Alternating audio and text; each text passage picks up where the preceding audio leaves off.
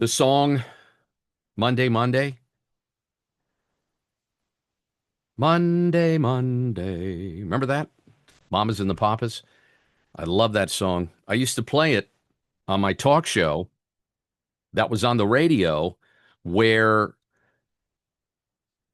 the rights to the song were already paid for. However, I can't do it on my podcast because I don't want to pay the obscene amount of money that you have to pay to play those songs. So you can just think about the Mamas and the Papas in the 60s, the song Monday, Monday.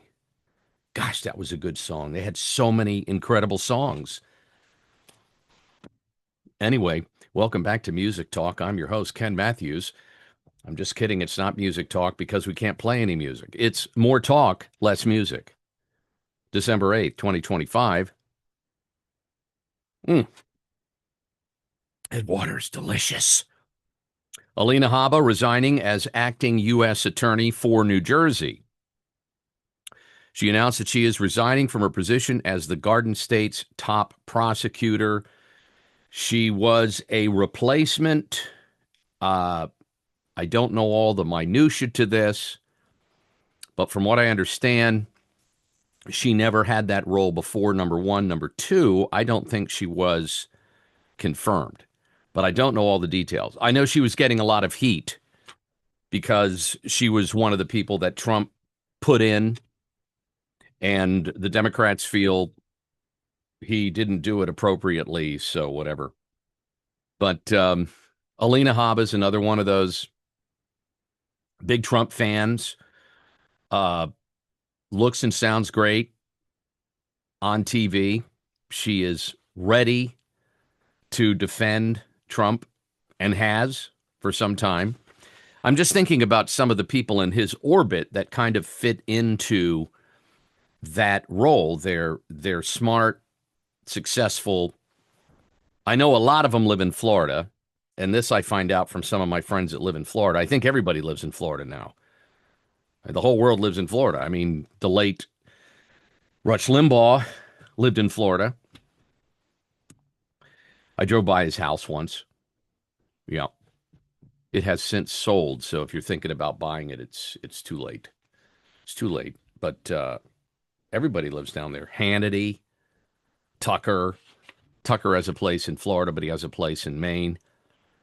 Who else lives down in Florida? Uh, doesn't Buck live in Florida? I think Buck Sexton lives in Florida or something.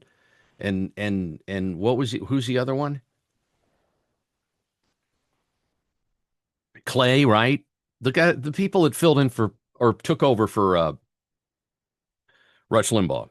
Clay and Buck, that's it. Yeah. Clay lives in Nashville, right? Okay. Anyway, so crazy stuff happening today, and I just want to mention some of the crazy stuff. Did I mention it's Monday and you should check out the Mamas and the Papas in your head or on your iPhone? Because I cannot legally play it on my podcast. You can play it on the radio if they have an agreement with the licensing company. It's called licensing. I forget how it works, but that was one perk. And it's a perk of filling in. Like if I fill in on a station like last week, if I fill in someplace and they're a broadcast outlet, they've paid for the licensing of the music so I can play certain songs. And that's one thing I miss about radio in general because I love music. My whole family loves music. I love music. I love playing music. I love teaching music, piano. I love. Have I mentioned that I love music? Okay, good. So there's this battle going on. Perhaps you've picked up on it. There's a battle within MAGA. There's a battle within America First. There's a tension, and there is a whether you want to accept it or not. There is a battle going on within the Trump administration. Ideologies are going in different directions. Some people are happy, some people are not. But I think the battle that I am noticing more than anything is this podcaster battle, which is, woo, I am so glad I'm so tiny on the. I have like 4 people listening right now. Thank you to you 4. I appreciate it. And God bless you. And thank you for your support. We started our 4th year. It's very exciting. But now heavy hitters are calling out heavy hitters and people are going after people. We talked about this yesterday. If you're trying to investigate the Charlie Kirk thing, people are going after you. If you question Israel, people are going after you. And you start to see a pattern. The pattern is what I call exposure or reveal, whatever you want to call it. I'm not going to lie to you. I'm excited. This is an exciting time. This is a very exciting time, I think, for not just political movements, some which will die and never be seen again, but it's an exciting time for anyone who tells the truth. So even though I don't have a massive audience at the moment, I think truth tellers they're gonna last, no matter how bad their background looks. I just noticed that a piece of my wall fell off. But yeah, I gotta. Who's in charge of the walls? Get. Oh, never mind. I was gonna say get him out of here, but it's me. Yeah, I'm the same guy. I'm the marketing guy, marketing department. Sometimes I call myself, and I just really discipline myself for doing such a poor job. So if I have to fire me, I will, but we'll get this stuff fixed. So you have all these heavy hitters. Not going to mention them anymore. I'm already giving them too much exposure as it is, but you get the gist of it. You know which podcasters I like, ones that I trust, ones that I respect, etc. And you know the ones that are going south, or they're really not going south. They're just giving up their ethics and morals because we're coming to that inflection point where you will have to decide what side you want to be on. There's a meme going around. It says, "I'm on the side that's against the pedophiles." So that would be me. I would also be on the side against the liars. And I'm also on the side of the critical thinkers. So if you're okay with questioning things, and challenging things, and holding people I mean really holding people accountable. Not fluffy time, like at a political fundraiser accountable. I mean holding people accountable. The only way we're going to see people in handcuffs is if we really start bringing the place down with the truth. And the only reason that's not happening is there's just too many Republicans that won't let it happen. That's why. If the Republicans had their way, if they knew they could do it, they would go after Democrats hard, the same way that the Democrats went after Trump. Remember that for the last 7 or 8 years? But the Republicans know that they have to be very careful. And this is what's so sad about it. And this is what's so hard to explain to people. This is why this is happening. It's not a matter of, oh, we have all the evidence and the testimony and they keep getting in our way. No, we have the Senate, we have the House, we have the presidency, we have the DOJ. Who is getting in our way? No, seriously, who's getting in our way? That for the first time in how many years, the president can pick up his phone and call the director of the FBI and say, jump, do it now. He can call the Attorney General of the United States, do this. He can call any number of people. And it's still not happening. Now, do you understand why there's so much questioning going on? Because the illusion of this tension and this battle, and if we were only in charge, if we only got back in control. I mean, once Trump's running everything again, man, it's going to be, look out. The truth is coming out. Well, here we are. So here's what just happened. Do you know who Milo Yiannopoulos is? Or is it? Yeah, it's Yiannopoulos. he is he's the gay, very outspoken gay conservative guy. He used to write for Breitbart News. He has a far right website. Uh, Now he was very openly gay, very flamboyant, and he's been on a bunch of high profile podcasts. In fact, I think I think he was on Laura Loomer's podcast. I can't remember. I bring up Laura because she's been on this podcast. I was on hers. It might have been years ago now, or maybe a couple years ago. It wasn't like way, way long ago. It was when I started doing my little podcast with 4 viewers. Thank you again to the 4 viewers.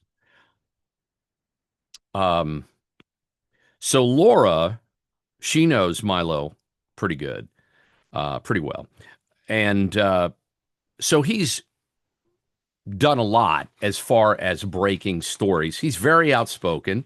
Obviously, he is that anomaly that, and there were many that joined the MAGA movement. People were not used to seeing uh, gays for Trump, black women for Trump, Latinos for Trump. They just weren't used to seeing that because everybody thought Orange Man bad, and the news media and the people that repackaged Trump as a racist and a sexist and just an all-around horrific man, I don't think they realize that Trump has met so many people that's just a hard sell. That's a hard sell right now. That's a hard lift to convince people of that. To convince people that Trump is anti-gay or anti-black. You might have been able to fake it at the beginning like Hillary did, but you just can't do it now. Point being, Benny Johnson was just on an extremely high-profile podcaster, a very high-profile podcaster. You'll probably recognize him, but I'm not going to play the video, and I'm not going to mention his name. He's got enough money. He'll do fine. But he was the one, he's been banging on all the people that are questioning the Charlie Kirk thing. You'll notice with the conservative podcasters, okay, there's people that are doing their best to tell the truth and do it in a professional, honest manner. Like I am. And hello to my 4 listeners again. Thank you for tuning in. What are we down to 3? What just happened? We lost one? Oh, we got 3. Oh, okay. Oh, she'll come back. She's my neighbor. Okay. So, and then some are just attacking on command because that's what you do if people are paying you a lot of money. A lot of money. I'm not talking about the viewers and the listeners. I'm talking if someone comes in, a lobbyist or another country or someone, and says, here's the message we need you to promote. And if anybody goes against it, you need to target them and discredit them. And that's the game that's played. It's a game as old as time. It just comes in different packages now. So anyway, Benny Johnson just got called out by Milo Yiannopoulos as gay, which is a big thing in the conservative podcast world. Now, this is all out there. I'm just repeating what Milo said to one of the biggest podcasters about Benny Johnson. And I'm fascinated by this dynamic that's coming out now because the people that will be left standing, whether they're standing in rubble or whether they're just standing somewhere, will be the people that tell the truth. So what Milo just did, and I do believe he's told a lot of truth over the years, it's hard for people to take because they're in shock sometimes. He's very in your face. He can be vulgar sometimes. He's very graphic, as many podcasters can be. The point I'm making is Milo's been in the game a long time. He's been around a long time. He's been kicked around a long time. And as of late, from what I understand, I'm not sure if this is 100% true or not. Maybe you guys can tell me because I haven't really caught up with Milo's podcast in a long time. But he's converted to Christianity. He's a born again Christian, and he's put his homosexual and all the other that stuff behind him.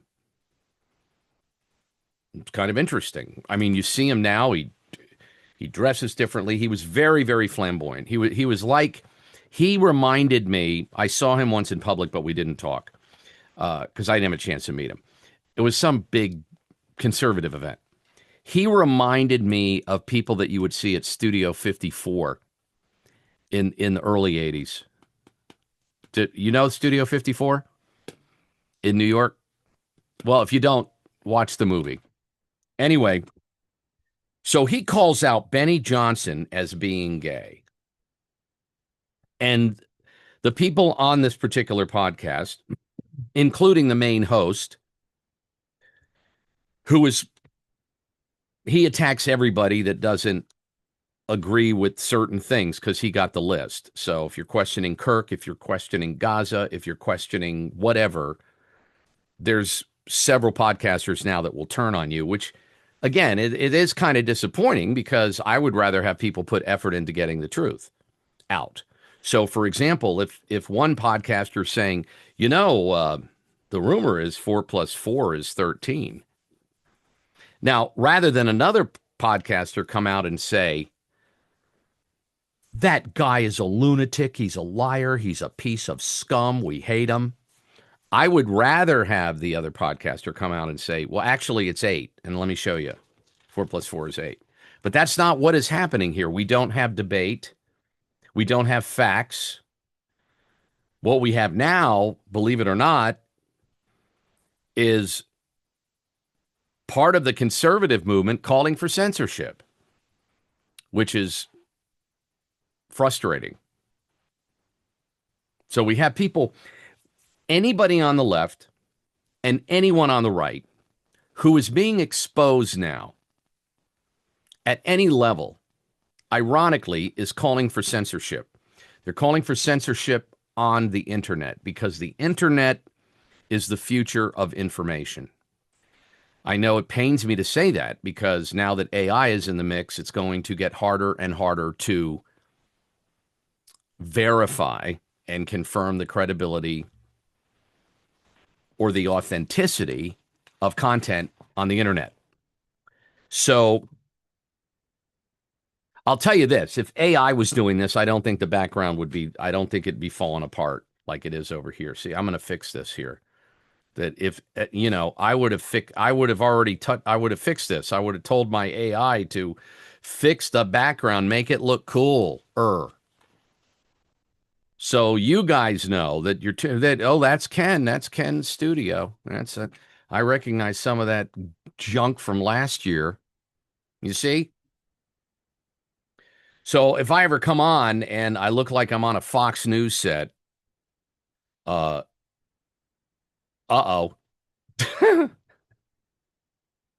Anyway, but I have a fake background. I have fake backgrounds. I think I'm going to start using some of those for fun. I've used them before. You've seen them. I have a lot of cool toys. But by the time it's time to do the podcast, since I don't have a producer, I just like to open up the microphone and talk to you guys and turn on the camera and talk to you guys. But I guess who knows? Who knows? Maybe next year we'll ramp it up a little bit. We'll have some intro music, maybe an announcer. Ken Matthews. I don't know. I don't know. We'll do something. But I still think you're getting your 20 cents worth. You 4. Oh, 5. 5 people.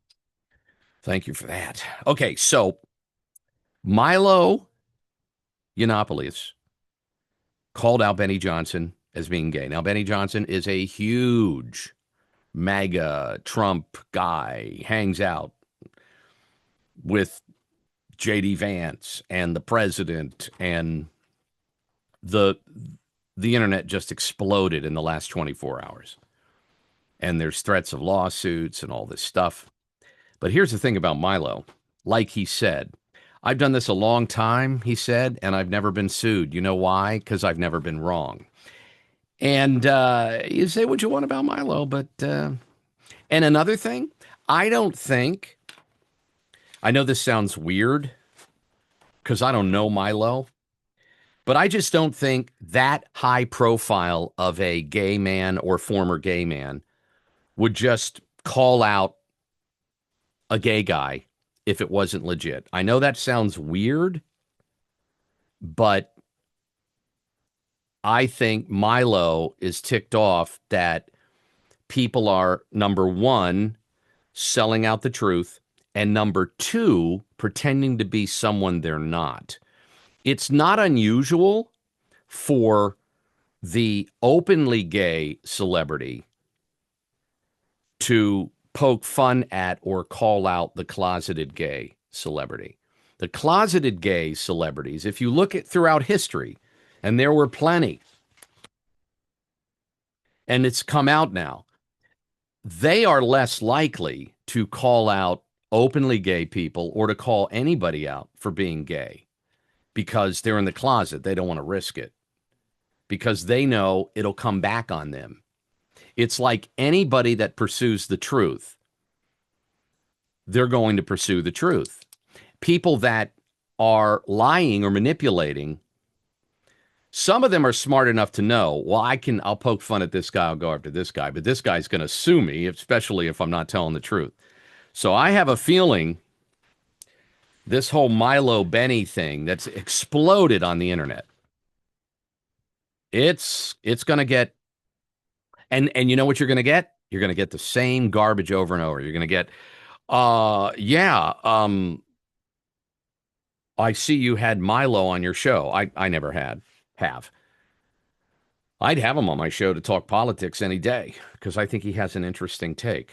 Obviously, I don't agree with his former lifestyle and I don't agree with everything he says, but that's what makes the internet really cool because you never know where the truth is going to come from, and you never know in an interview if someone is just going to totally disagree with you and say, no, you're wrong, and here's why.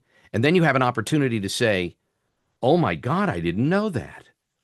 It's kind of like when Charlie Kirk called out the whole JFK lie, which I just posted, by the way. I posted on Subscribestar.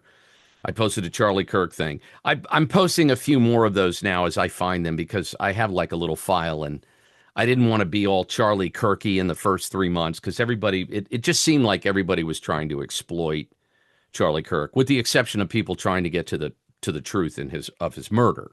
And I didn't want to keep putting up stuff as clickbait and everything. But this one really, I like this one because someone asked him about the JFK assassination, and they brought up the Mossad and CIA and Israel and the government, and his answer was outstanding. And it was exactly, I wouldn't say exactly, but it was very similar to the answers that many of us who have studied the JFK assassination and history. It's a very similar answer. The answer goes something like this, and I wish more people can get their head around it, but there's too many people that are still brainwashed. The answer is simply like this. We really don't know all the facts. So we need to continue to investigate until we know the truth. We really don't know who killed JFK. And that's the fact. We don't know who did 9/11. We don't know who killed Charlie Kirk. And to get angry because someone's still investigating, I would think that's the last thing you'd want to be.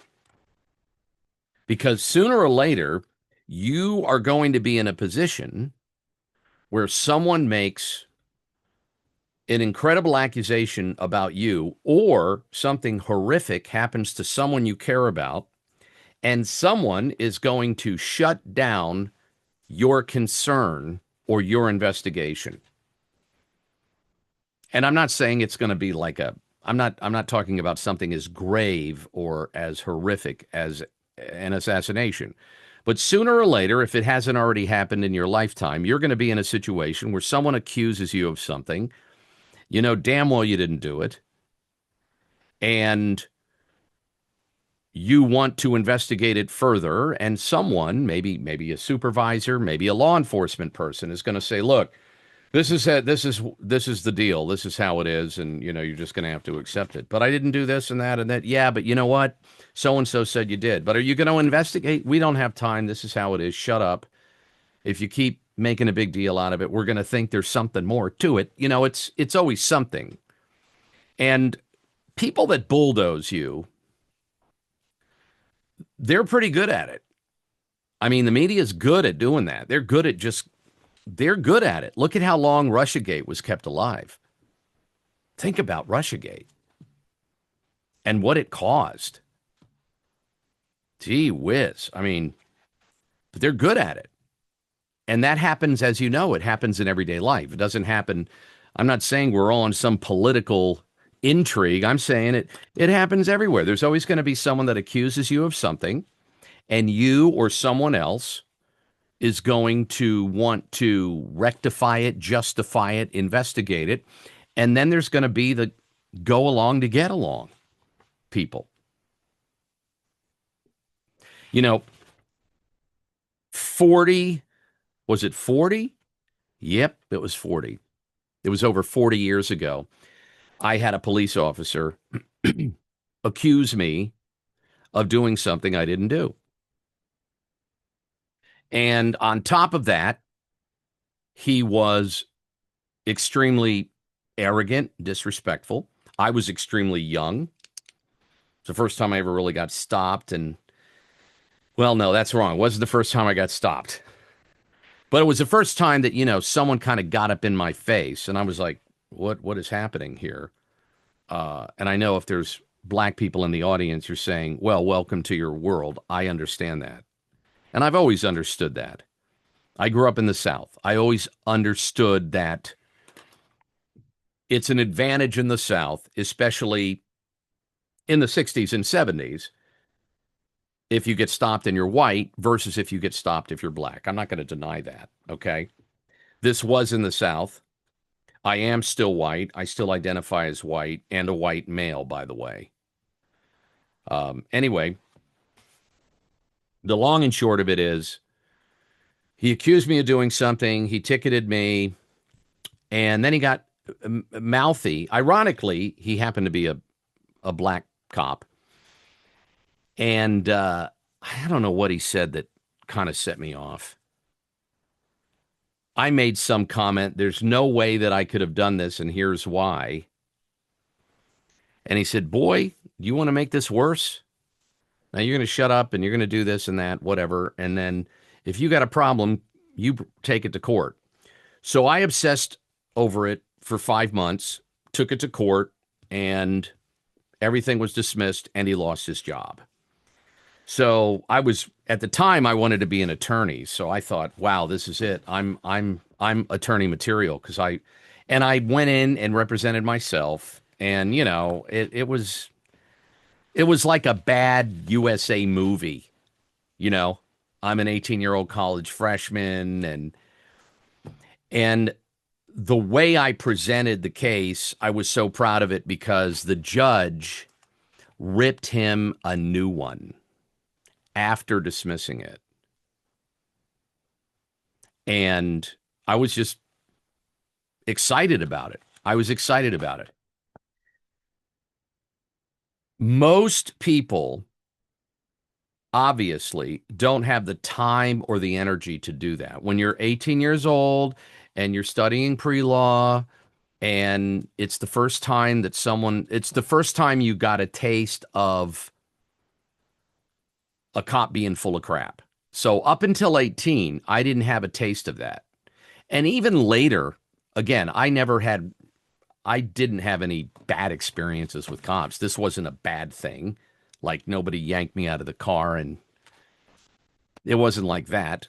But as I got older, I started to see that, most cops are good, but some they're a-holes, and it is what it is. And I thank God every day that I wasn't just targeted randomly for some reason or another. Okay. So I appreciate that. Uh, but what I have learned is the system is not designed for you to get justice. The system is designed for you to obey. And I look at people. I don't know about you like this, but my wife, she will not take crap from, like, if she buys a product and it does not live up to her expectations, or if it says something on the label and it's false, oh yeah, I will hear her downstairs talking with the headquarters, because she is that person that calls the toll-free number. If you have a problem with the performance of this or whatever, or your satisfaction with this, don't you hesitate to call our headquarters in yin a yang, wherever. She'll call another country. Yeah. And God bless her. She gets, yeah, I think that's good. I think that's good. Now, believe me, she's not a Karen. It isn't a matter of, oh my God, I can't believe it. She's sad. No, no, no. My wife is, how much did we pay for this? Well, this is a piece of crap. And they're going to take it back. They're either going to give us a new one, or they're going to give us every penny back. Or I'm going to be a big pain in their ass because they lied to us. That's kind of her. Yeah, that was probably way too personal. But anyway, I'm very proud of that. It's worked out for us for over 35 years. Needless to say, I don't think there's enough people that realize we have the numbers to push back on anything. It's the hardest thing to realize, because usually when you're doing things, you're all alone. Now, I was all, when I went to court over that issue with the police officer, I don't think I could be any more headstrong. And I was loving it. Oh my God. I was taking photographs. I was getting testimony. It was great. I was investigating his record and stuff. I show up to court over a ticket. I got like this. Your Honor. It was great, though. It was great. And the system worked. It worked. And oh yeah, I was intimidated. I was scared. I thought, God, if this blows up in my face, I'm gonna have to get a new car and a new identity, because it was in Raleigh, North Carolina. Anyway, I digress. I don't know where I was. Oh yes. When you see the truth, or if someone accuses you of doing something you didn't do or something you are not, you have to make a decision. Are you going to push back? Sometimes it's not worth pushing back because, again, people always say, consider the source, right? So I would say, for example, in the case of Benny Johnson, if Benny Johnson feels this is defamation, if he has a defamation case, he should push back. But if it's not defamation, if it turns out it's the truth, it's going to be a tough lift. So I don't know. Now, here's another, as long as we're talking about the new some of the internal battles in conservatism. Laura Loomer called out Lindsey Graham as being gay, Senator Lindsey Graham. And when she was called on it, because everybody went after her for saying that, she said, sue me, take me to court. I'll call all the people in that told me he's gay that have worked with him on Capitol Hill. So to say I'm not excited about this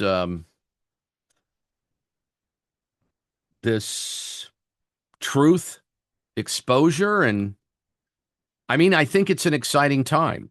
That may have come out wrong, but I'm just saying it's an exciting time. Uh, Somebody said to me last week, how do you feel about, MAGA going after each other in America? I said, I mean, it is what it is. It's politics. And if it's the truth coming out, I have no problem with it. If it's just one slander after another and censorship and deplatforming and maligning and all this crap, but if people are going to go around and call out people that have pretended to be great Christians or great conservative stalwarts or America first, and they're going to go around and expose them as not being, I think it couldn't happen at a better time. We're heading into the most important midterms in a long time. I happen to think we're going to get our butt handed to us. I'm not supposed to say that because we're supposed to sing Kumbaya and be positive. But you can only be so positive when stuff keeps piling up. Venezuela's not going to help. Gaza's not going to help. Ukraine's not going to help. Not getting my Doge check pissed me off. And then he teases me with a little tariff money. Come on, President Trump. You got me excited you really had me excited. I was at work. I was checking some stuff. I'm like, wait a minute. We're going to get a check from tariffs. Oh my God. I hope it's before Christmas. I don't think I'll see it in my lifetime, and neither will you. So stop teasing me. Oh, this is interesting. Democrat Representative Jasmine Crockett. Jasmine Crockett, Queen of the Stupid Frontier, just launched her bid for the United States Senate. She's taking on John John Corn,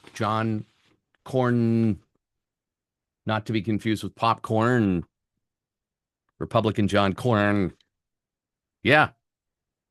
She says she hopes to flip the Texas seat. I think John Cornyn's been there for what? Well, since corn was grown. He's been there a long time. That's going to be an interesting race because she is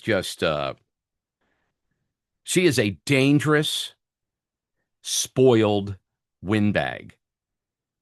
And for people who don't know, I'll put up a video of her. She is Jasmine Crockett is went to private schools, grew up with money,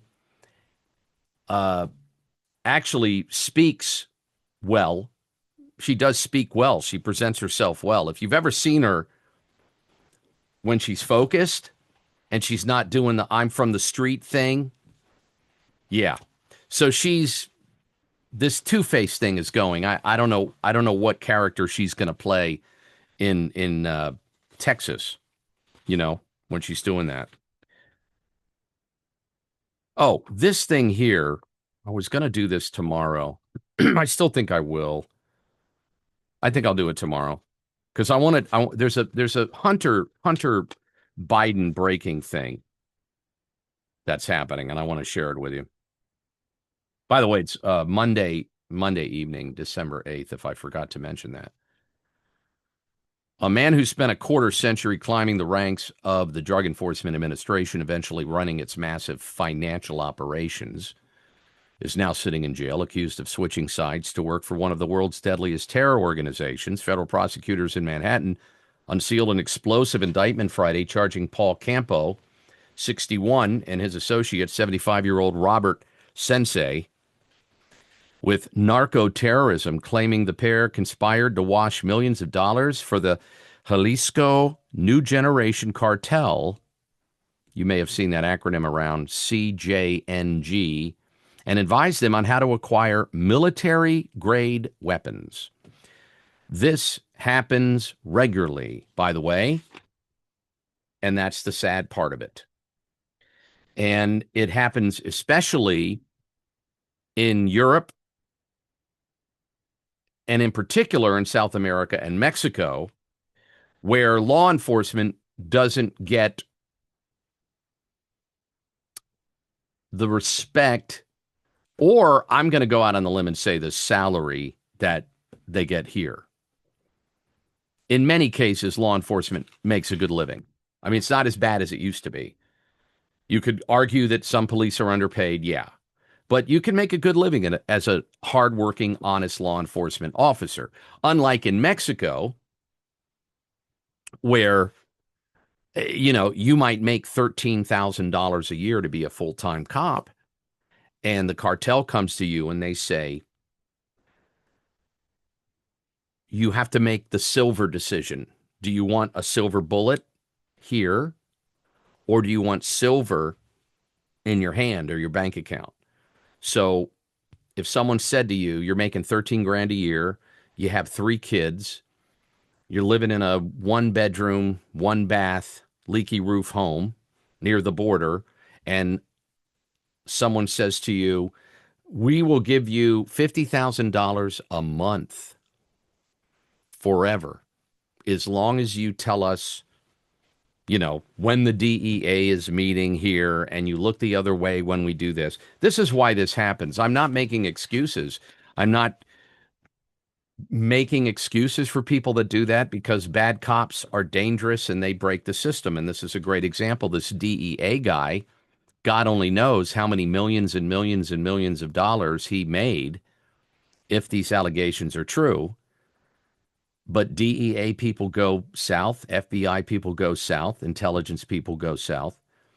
When I mean south, I mean bad, not necessarily to Mexico. But there's so much to be made, and it's amazing because DEA officers, FBI officers, depending on how long they've served as an officer, right? They make pretty good pensions. I mean, I have cop friends of mine that make $110,000 a year and they're retired. That's their pension. And maybe they're working another cop job or something on top of it, which they can do. But so if you can make a couple $1,000s a week as in retirement with bennies, I would say, and I'm sure most people would say, why in the world would you risk getting involved with? But Kenya, I can make millions. I could have a boat. Dude, you can have a boat if you make 100 a year. Just lease one, borrow one, you know, lease a beautiful beach house. You don't have to buy one. But I guess it's attractive. It's very alluring. But that happens a lot with people in high ranking positions. Obviously, it happens more in poverty stricken areas like Mexico. But in Mexico, again, you almost, I almost feel bad for some of these, like the street cop in Mexico who's told, so here's how we're going to do this. You can keep walking your beat and you can be a lookout for our drug stuff, and we'll give you, $500 cash every Monday for nothing. Or we'll kill you. So what are you going to do? And if you go to the federales, we'll kill your family. Now, see, that is a terrorist organization. Those are terrorist organizations. And I wish we could take the energy that we're using, because this whole false flaggery that's taking place in Venezuela just pisses me off. They are of no threat to us. I don't care how often people say, well, what about all the Venezuelans that came here? And that was not an invasion. They were let in. They were let in by Americans. Okay, that was not an armed invasion. Now, there is armed invaders that are doing this. They're coming from all over the world, but they're coming in through open borders that we should have never allowed open. But to use that as a reason to either invade or just to keep blowing stuff up, again, send the SEALs. The minute you have a connection to a cartel in Chicago or wherever, send the SEALs with the blessing of the federales in and kill all the Sicarios and whatever. That's the heavy hitting. I mean, part of me says we have the drones, we have the technology. Anybody can shoot fishing boats, even if they are filled with drug dealers and pounds and pounds of drugs. Anybody can do that.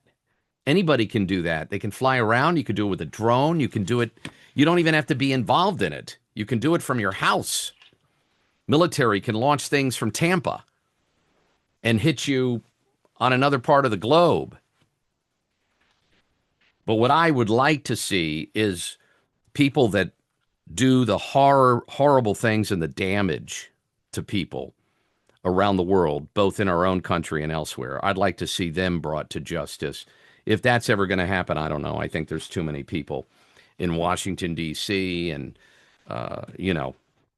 in capitals around the world that are making so much money off drugs. I don't think they're ever going to stop it. And they control law enforcement. That's the most terrifying thing. These people, they control there's so many dirty judges in border states. And why do you think that is? Because the cartels either bought them, extorting them, threatening them. That's why I think it would be so difficult to be in that high speed environment of DEA or special ops to have a family. Because if someone I mean, the ultimate would be, you're young, you're trained, you're single, and there's not a lot of leverage there. But I don't know how some of these men and women do it with a family, because they're risking their lives and their families' lives to protect us. And then our Congress treats them like crap. It's unfortunate. Anyway, yeah, I want to bring up that Hunter thing really quick. So give me a second. I just happen to have it here. Some of you haven't seen this yet. Okay. Some of you have, because I've had it for a while. The only thing I want to point out is, so we talked about that DEA guy, right? Where is it? Oh, here it is. So there is, I'm not sure if you're familiar with Marco Polo. Marco Polo is a platform. You can find it on Substack. Marco Polo was the organization, or the research organization, or the news group that pretty much broke the Hunter Biden laptop story. All right. And it was what I drew the information from. Actually, reading some of the information from this report is because the microphone was open in my last syndicated job. That's what got me terminated. Oh, God. Yeah. See, it's always truth, isn't it? It's always truth. Anyway, I'm going to show you the report. What's happening now is they're targeting Marco Polo. There's a full court press against the team at Marco Polo. The lawsuit has been brought by Hunter's members of Hunter's family and someone else that was involved with Hunter that is in the report. And they're suing Marco Polo. And they want to ban it, they want to censor it. Before I forget, I will post this. I'm just double checking because sometimes they have to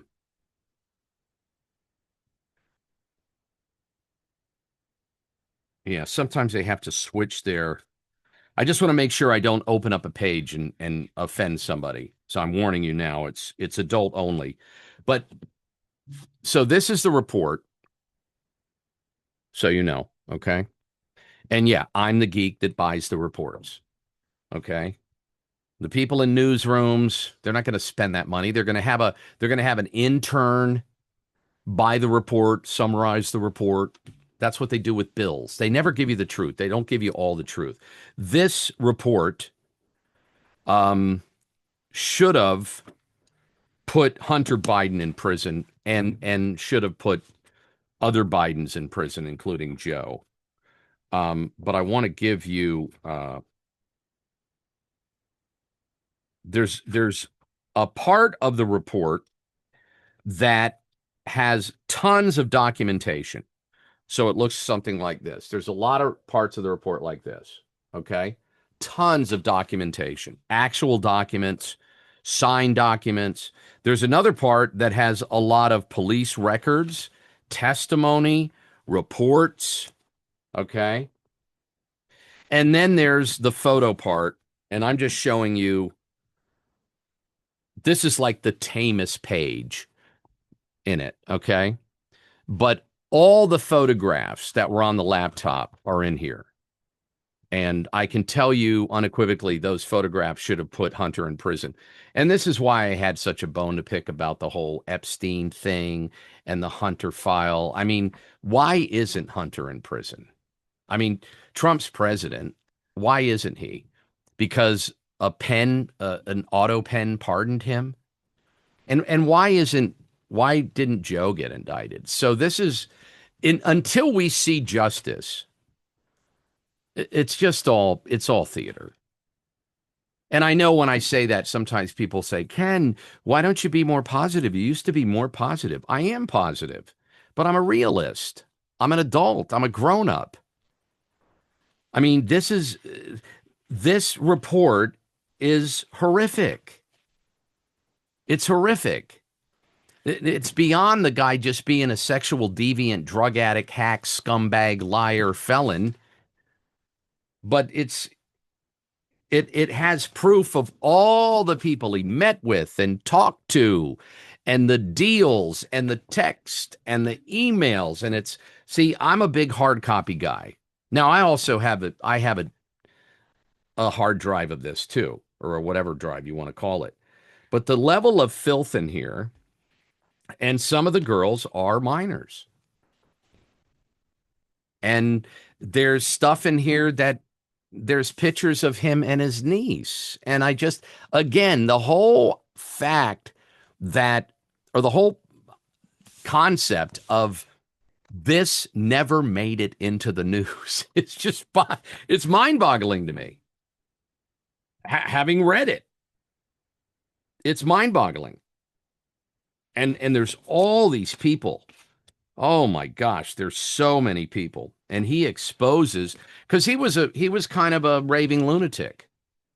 And it wasn't unusual for him during a drunken spell or a drugged out rampage to basically say things about people and give information about people. And if any journalist was worth their salt, and there were a few, but they're out on the street now. You know, I have to say I'm getting a kick out of one of the biggest podcasters in the world right now who left Fox to remain nameless. He just did a big thing on 9/11. Okay, well, like I said a week ago, you're 24 years late, but better late than never. But my question is, you know, there were two laptops, actually, and it wasn't Russian disinformation. It was a guy who just never got his crap together. He's a criminal, just like Daddy, just like his uncles, in my opinion, James and Frank. I mean, this was really, as Limbaugh used to say, the Biden crime family. It was everybody was getting a piece of the action. They were getting international action. They were getting cuts and pieces, and they were involved as part of, oh, what is he doing here? Oh yeah, I mean, I don't even want to show you that. Again, I'm going to warn you, it's very graphic. So, but most of it is not. In other words, most of it is not the obscenity and the sexual perversion. It's not necessarily the sexual perversion that would have put him away. it it's all the other stuff on top of it. But the fact that the Republicans, they had this too, just like the Epstein file.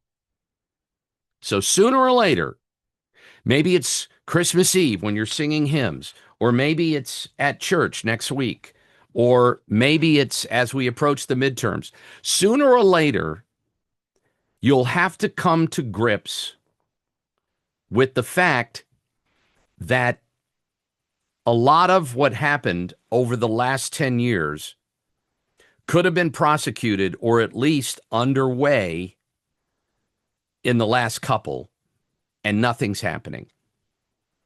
Nothing's happening. Nothing. Nothing. Hunter walked. He's still rich. Joe is rich. Frank is rich. James is rich. Carol, Sister Carol is rich. They're all wealthy. They're all untouchable. Everybody that had something to do at Russiagate, it's all been dismissed. They're all wealthy. They're all teaching at universities. They're all getting 50, not all of them, but they're getting anywhere from $20,000 to $50,000. You know who I saw speaking recently? And then I'll wrap it up. Totally unrelated to this.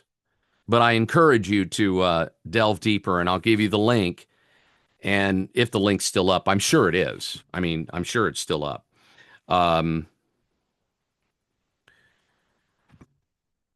Oh, before we go, this is oh my God, this is quite the flashback. Here it is. Wow. Oh, wow. Is this a flashback for me? This is Hunter Biden reportedly called Jill an entitled C word in text. And you can see that's July of 22, back when my radio career was derailed by a producer that left a microphone open repeatedly, telling me it was not, and I was telling him about this. I took this article and I delved deeper, and I actually found the actual text, and then I was sharing the text. But this is an actual article about it. So, needless to say, you can't say that on the radio, just for future reference if you're doing a show or anything. But it's not, it's not, and it didn't, and it will never keep me from getting to the truth. And I don't care if the truth leads me to a bad Republican place or Democrat place or a bad American intelligence place or a bad Gaza place. I really don't care. Because the whole reason we're where we are right now, 38 trillion in debt, corrupt FBI, corrupt DOJ, corrupt Congress, corrupt Senate, corrupt state legislatures, corrupt governors, school system that's broken. Lies. That's it. That's it. I know that sounds almost too simple, but that's what it is. If we keep lying, it's just going to snowball. We lie to ourselves. We lie to each other. The government lies to us. We lie to the government. We're all one big, I don't get it. I don't get it. But again, when you have this much on the president's son and he gets away with it, oh my God. And then the cocaine in the White House. Oh my God.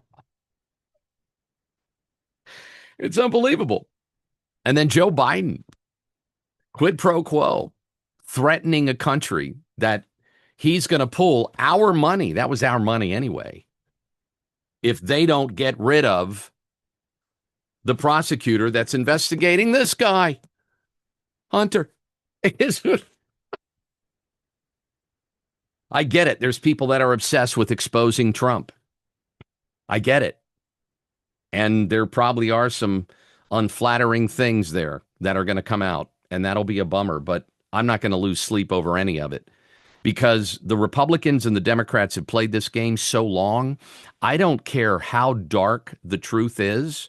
I'm going to have fun getting to it because, again, if we roll into 2026 and we're still playing this game of denial, if we're still going to play this game, that the elections are fair, the judges can be trusted, my congressman is representing me, then we're delusional. We're all delusional if we keep playing that game. And this is not me throwing up my hands and saying it's over, the republic's over, but we're not a republic anymore. And if one more idiot senator says, our democracy here in America, stop. We're not a democracy either. They're trying to make it a democracy because that's first it's a democracy, then socialism. What is socialism? It's communism and fascism. It's the same thing. Slightly different. Central control. You need to ask permission. That's it. Is that not fascism? Central control. People need to ask permission. People don't have freedom. People are censored. You don't get to keep all your money. That's communism. That's socialism. It's collectivism. It's fascism. It's a lot of what the Democrats are proposing. And it's what some of the Republicans look the other way on. If Republicans were doing their job, we'd still be a republic. Think about it. If Republicans did their job, if Republicans and Democrats did their job in 1913, it wouldn't be a bunch of private bankers. It would be our money. We wouldn't have to borrow from rich people to keep our country afloat. That's crazy. But they didn't do their jobs. So we have to decide.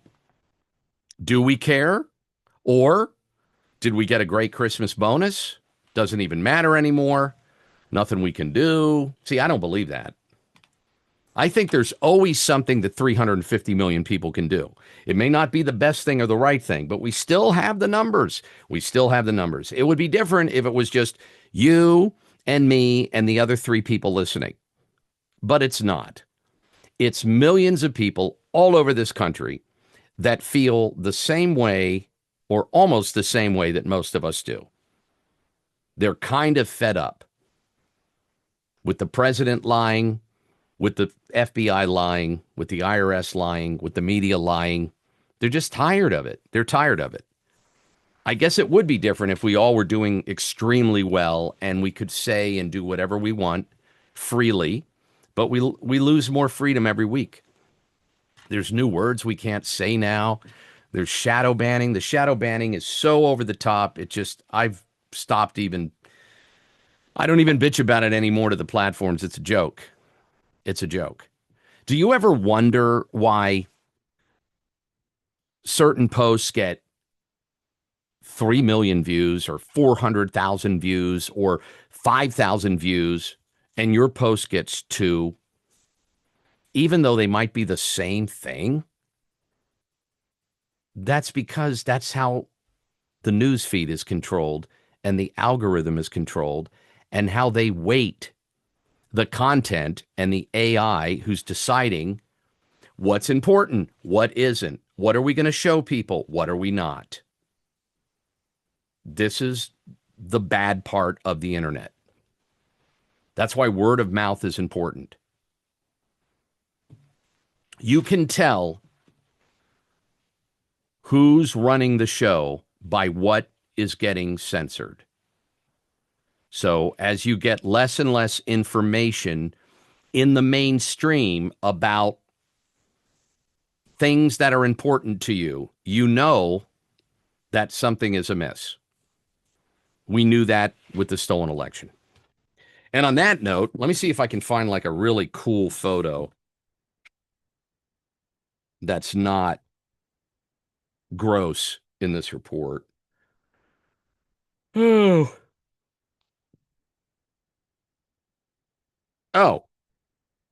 I mean, this is sad, but it is a felony. It's sad, but it's nothing that's going to freak you out. This is and in this era of self-love and narcissism and digital availability and access, It's not unusual for drug addicts to broadcast and record their addictions. And here's the president's son, former president, I'm sorry, Joe Biden's son, with his crack pipe driving around in his car.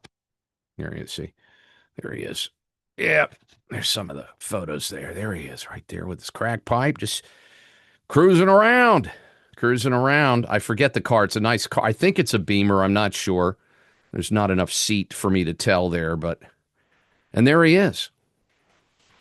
And like many people his age, uh, they're fascinated with themselves. So you're going to see hundreds of pictures of himself. But in the process, he's exposed um, Daddy and Uncle Frank and Uncle James, and it's very sad.